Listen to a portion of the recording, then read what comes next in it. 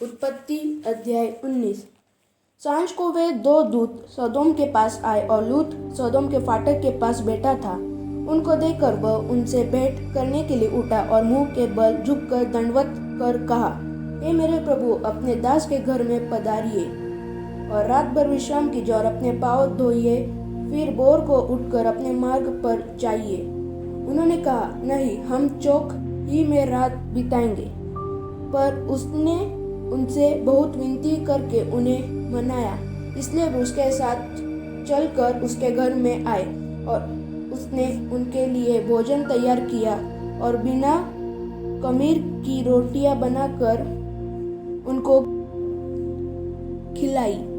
उनके सो जाने से पहले सदोम नगर के पुरुषों ने जवानों से लेकर बूढ़ों तक वरन चारों ओर के सब लोगों ने आकर उस घर को घेर लिया और लूत को पुकार कर कहने लगे, जो पुरुष आज रात को तेरे पास आए हैं वे कहाँ है? उनको हमारे पास बाहर ले आ कि हम उनसे भोग करें। तब लूत उनके पास द्वार के बाहर गया और किवाड़ को अपने पीछे बंद करके कहा, हे मेरे भाइयों, ऐसी बुराई न करो। सुनो, मेरी दो बेटियां हैं जिन्होंने अब तक पुरुष का मुंह नहीं देखा। इच्छा हो तो मैं उन्हें तुम्हारे पास बाहर ले आऊं और तुमको जैसा अच्छा लगे वैसा व्यवहार उनसे करो, पर इन पुरुषों से कुछ न करो, क्योंकि ये मेरी छत तले आए हैं। उन्होंने कहा, हट जा।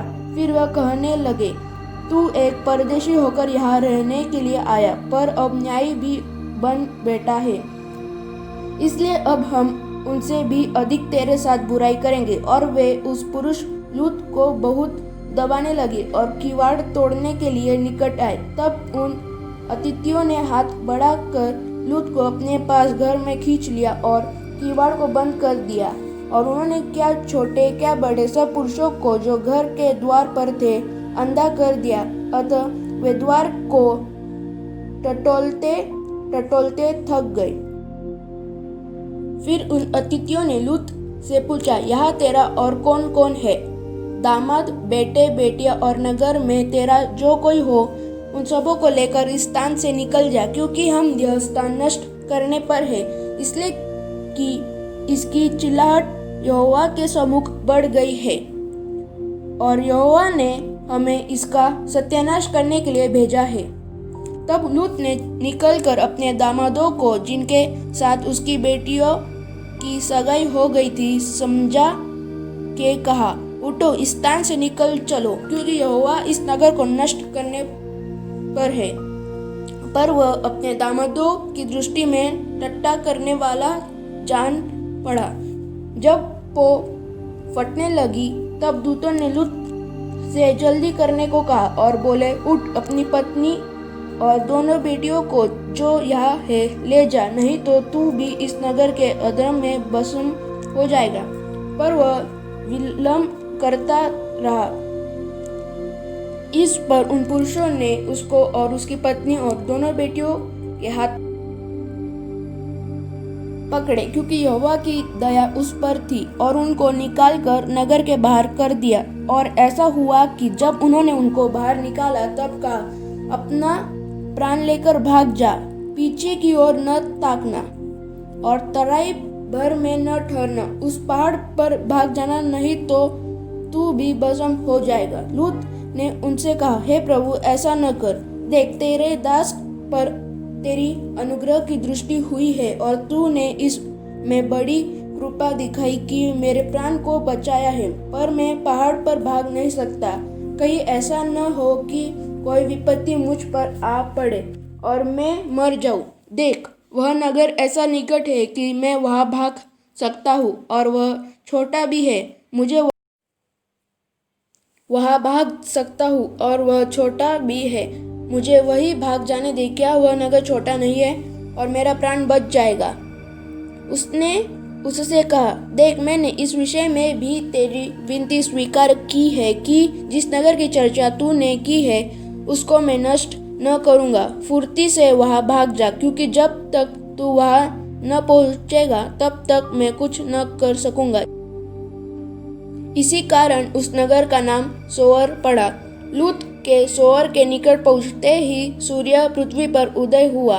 तब यहोवा ने अपनी ओर से सदोम और अमोरा पर आकाश से गंधक और आग बरसाई और उन नगरों को और उस संपूर्ण तराई को और नगरों के सब निवासियों को भूमि की सारी उपज समेत नष्ट कर दिया।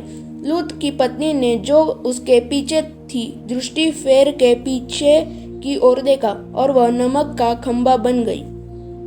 भोर को अब्राहम उठकर उस स्थान को गया जहाँ वह यहोवा के सम्मुख खड़ा था और सदोम और अमोरा और उस तराई के सारे देश की ओर आंख उठाकर क्या देखा कि उस देश में से धधकती हुई भट्टी का सा धुआं उठ रहा है। और ऐसा हुआ कि जब परमेश्वर ने उस तराई के नगरों को जिनमें लूत रहता था उलट पुलट कर नष्ट किया, तब उसने अब्राहम को याद करके लूत को उस घटना से बचा लिया। फिर लूत ने सोअर को छोड़ दिया और पहाड़ पर अपनी दोनों बेटियों समेत रहने लगा, क्योंकि वह सोअर में रहने से डरता था। इसलिए वह और उसकी दोनों बेटियां वहां एक गुफा में रहने लगे। तब बड़ी बेटी ने छोटी से कहा, हमारा पिता बूढ़ा है और पृथ्वी भर में कोई ऐसा पुरुष नहीं जो संसार की रीति के अनुसार हमारे पास आए। इसलिए हम अपने पिता को दाख मधु पिलाकर उसके साथ सोए, जिससे कि हम अपने पिता के वंश को बचाए रखें। अतः उन्होंने उसी दिन रात के समय अपने पिता को दाख मधु पिलाया। तब बड़ी बेटी जाकर अपने पिता के पास लेट गई, पर उसने न जाना कि वह कब लेटी और कब उठ गई। और ऐसा हुआ कि दूसरे दिन बड़ी ने छोटी से कहा, देख, कल रात को मैं अपने पिता के साथ सोई, इसलिए आज भी रात को हम उसको दाख मधु पिलाए। तब तू जाकर उसके साथ सोना कि हम अपने पिता के द्वारा वंश उत्पन्न करें। अतः उन्होंने उस दिन भी रात के समय अपने पिता को दाख मधु पिलाया और छोटी बेटी जाकर उसके पास लेट गई, पर उसको उसके भी सोने और उठने के समय का ज्ञान न था। इस प्रकार से लूत की दोनों बेटियां अपने पिता से गर्भवती हुई। बड़ी एक पुत्र जनी और उसका नाम मोआब रखा। वह मोआब नामक जाति का जो आज तक है मूल पिता हुआ। और छोटी भी एक पुत्र जनी और उसका नाम बेनमी रखा।